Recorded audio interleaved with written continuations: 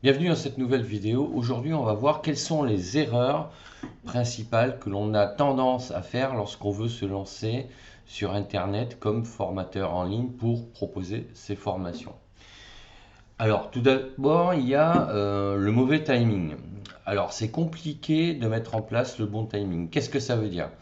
Ça veut dire que on a deux choses. Soit on attend trop longtemps pour se lancer parce qu'on n'hésite pas, on hésite, hein, on a peur de se mettre, j'allais dire, en danger sur Internet, etc., etc. Soit on le fait trop vite, c'est-à-dire qu'on n'est pas prêt, on n'est pas assez mûr pour pouvoir proposer ces formations. Pourquoi? Parce qu'il y a un minimum de préparation, un minimum de formation à avoir. Alors le timing, ça consiste tout simplement à balayer les points suivants. Alors tout d'abord, c'est l'impatience. L'impatience, c'est un peu une erreur que l'on fait, principalement parce que on veut que ça aille vite. On a envie que ça démarre le plus vite possible. Or, pour être formateur, comme je l'ai écrit dans de nombreux articles et dans d'autres vidéos, ça prend du temps. Alors, il y a deux solutions. Là aussi, j'ai évoqué le sujet, je vous laisse aller voir les vidéos. Il y a deux types de formateurs en ligne. Il y a celui qui était formateur, ou qui est toujours même d'ailleurs formateur en présentiel, qui a une clientèle, que ce soit des entreprises ou des particuliers, et qui souhaite développer une activité en ligne. Donc là aussi, ça veut dire que ce formateur-là a pour objectif de développer son activité, alors qu'elle soit complémentaire ou pour basculer complètement sur son activité en ligne, peu importe. Mais il peut y avoir comme ça une impatience parce qu'on se dit après tout, je suis formateur en présentiel, je sais ce dont je parle, je connais mon sujet, j'ai mes cours, etc. Or, pour devenir formateur en ligne, et je sais un peu de quoi je parle puisque ça a été mon cas, moi j'étais formateur en présentiel et je suis devenu formateur à distance avec une plateforme e-learning qui proposait des formations pour le transport aérien, donc justement des entreprises bien ciblées. Alors moi je n'avais pas de démarche à faire, de démarche commerciale à faire sur Internet, puisque c'était moi un réseau dans lequel j'étais, parce que étant formateur de l'aviation civile, ben, en fait moi c'était les entreprises qui me contactaient, puis j'en ai contacté quelques-unes pour pouvoir leur proposer mes cours. Mais c'était, j'allais dire, un réseau un peu comme ça captif, et je n'avais pas besoin de faire de publicité ou d'avoir un blog ou un site pour me faire connaître. Mais pour un formateur qui souhaite développer une activité en ligne et qui a besoin de se faire connaître, il va falloir créer un site vitrine ou un blog pour l'alimenter en marketing de contenu, pour générer du trafic, avoir un certain nombre de visiteurs et le multiplier comme ça au fil du temps. Et ça prend du temps, justement. Donc ça peut prendre plusieurs mois, voire plusieurs années. Donc il ne faut pas se voiler la face. Quand on lance une activité en ligne, ça prend beaucoup de temps. Donc comme je l'ai déjà dit dans d'autres vidéos et dans les articles, ça peut prendre entre minimum 1 an, 2 ans, voire 3 ans. Donc tout ça, il faut justement en profiter pour se former. Parce que l'erreur suivante que l'on fait, c'est qu'on ne se forme pas. Et même si on est formateur en présentiel, on pense qu'on peut comme ça réécrire les cours, et effectivement on peut le faire. Mais quand on commence à mettre ses cours en ligne, on a des feedbacks qui ne sont pas terribles en général. Pourquoi? Parce qu'on n'a pas pris le temps de réfléchir comment on allait pouvoir utiliser les méthodes pédagogiques, mais sur des formats en ligne. Donc tout ça, ça se réfléchit. Et ça se fait pas comme ça du jour au lendemain. Donc l'impatience peut être aussi une erreur que l'on fait même si on a déjà ses compétences.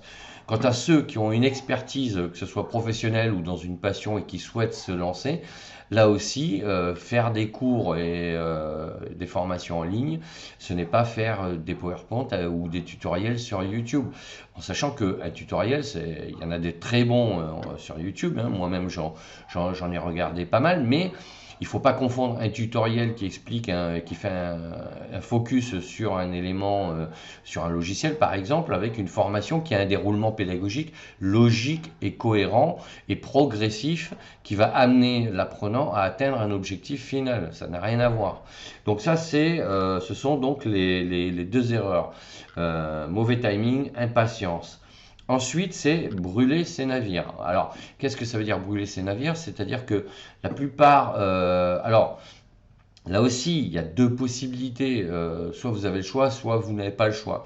Donc moi, je vais prendre le cas de ceux qui ont le choix, c'est-à-dire qu'ils ont une activité professionnelle, ils ont un emploi, ils ont un travail, et ils souhaitent préparer, lancer une activité en ligne. Donc moi, ce que je conseille fortement, c'est de garder votre activité et de faire en parallèle, donc en plus de votre travail, commencer à préparer votre projet. Et vous consacrez une dizaine d'heures par semaine à votre projet. Alors en fonction de vos disponibilités, parce qu'encore une fois, moi je vous dis ça, mais moi dans mon cas personnel, j'avais déjà une activité en ligne. Quand j'ai lancé mon blog et que je l'ai préparé, je savais que j'avais le temps. Et j'avais le temps parce que j'avais déjà mon activité à côté. Et à ce moment-là, vous n'êtes pas stressé pour vous demander comment vous allez pouvoir faire pour payer vos factures tout simplement. Donc à partir de là, vous gardez votre activité et si vous n'en avez pas, essayez au moins d'en trouver une, même si c'est un boulot alimentaire, peu importe. Ça vous enlèvera toute la partie stress et anxiété, quoi, tout simplement. Et ça, c'est l'erreur que font beaucoup de gens, quoi. Alors ça, c'est quand on a le choix. Évidemment, quand on n'a pas le choix, qu'on n'a pas d'activité, le problème se pose moins, puisqu'il n'y a pas de navire à brûler. Mais là, ce que je conseille fortement, c'est de trouver justement une activité, même si c'est pas dans votre branche, même si ça ne correspond pas à votre métier de base, à vos compétences. Vous prenez un travail, un emploi, voilà, qui vous permettent d'être un peu plus tranquille et serein. Pourquoi? Parce que vous savez que vous allez faire ce travail, mais que ça va vous permettre de préparer votre activité de formateur en ligne. Et vous serez beaucoup plus tranquille. C'est un peu comme quand on fait ses études et qu'on travaille à côté pour financer ses études ou ses dépenses, tout simplement. Moi, je sais que j'ai préparé mes études. L'été, je travaillais, je faisais des saisons, etc. Mais ça m'a permis d'être confortable pendant toutes mes études.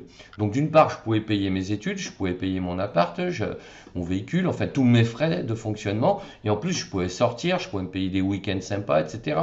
J'avais de l'argent pour subvenir à mes besoins et en plus pour profiter, quoi. Donc, ça vous enlève quand même une certaine pression. Donc, voilà, surtout ne brûlez pas vos navires et si vous n'avez pas de navire à brûler, essayez de trouver une activité à côté pour justement préparer votre activité. Ensuite, l'autre erreur, c'est de ne pas se former.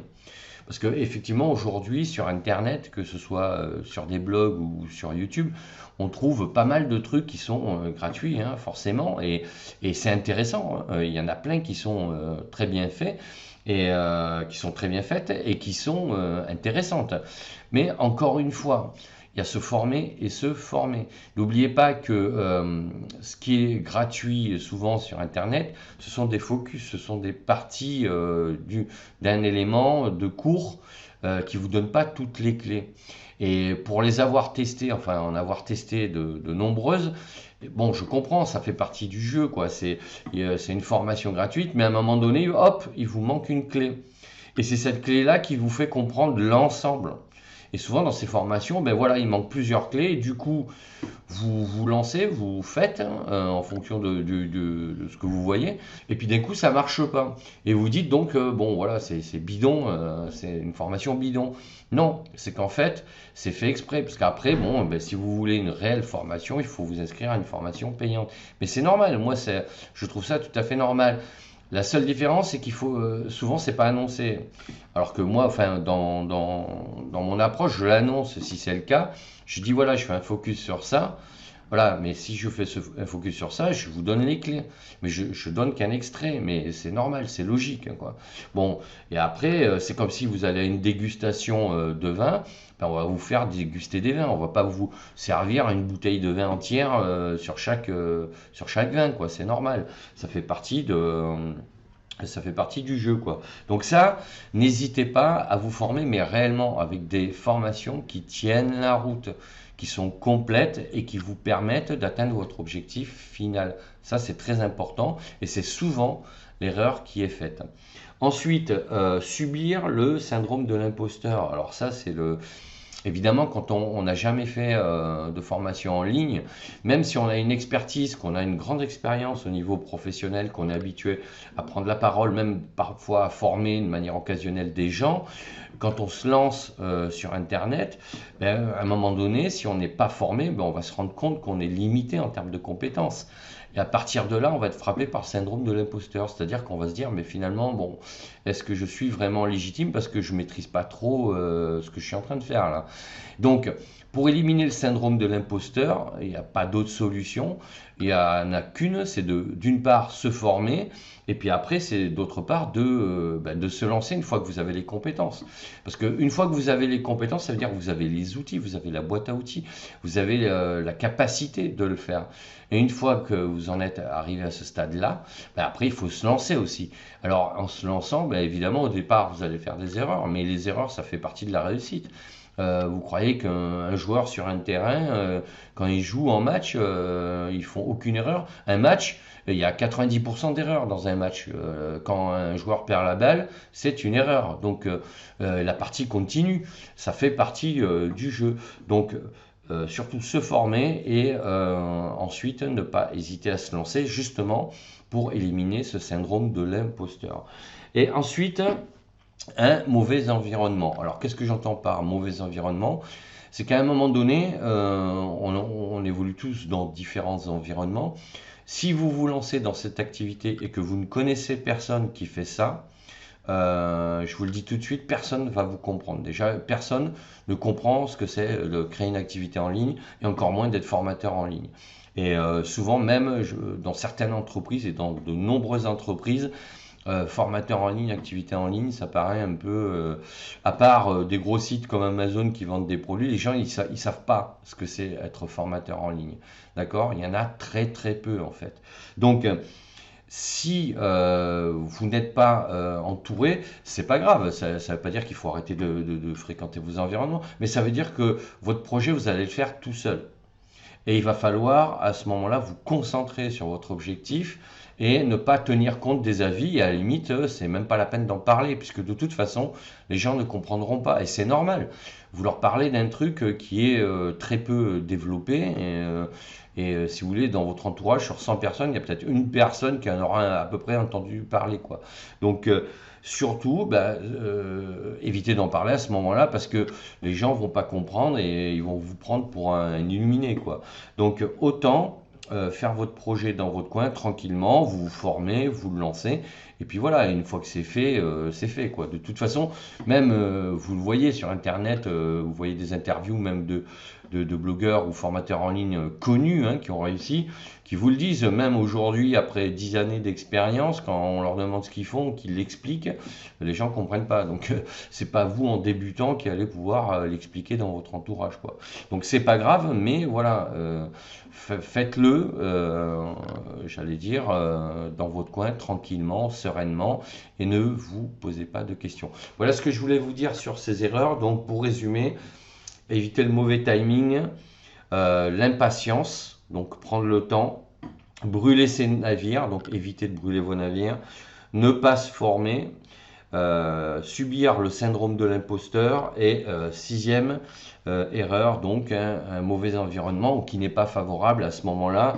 Ça ne veut pas dire qu'il faut en changer, mais ça veut dire que votre projet, vous devez le faire seul de votre côté, tranquillement. Voilà, donc si cette vidéo vous a plu, n'hésitez pas à mettre un pouce bleu vers le haut, à vous abonner à la chaîne et à me dire en commentaire si c'est votre cas, si vous avez déjà essayé de lancer des projets ou si vous avez été confronté à ces erreurs. Et sachez que vous pouvez télécharger gratuitement mon guide devenir formateur en ligne sur mon blog Cap sur vous. De toute façon, je vous mets tous les liens dans la description de la vidéo. Je vous dis à bientôt pour d'autres sujets et d'ici là, portez-vous bien. Ciao, ciao.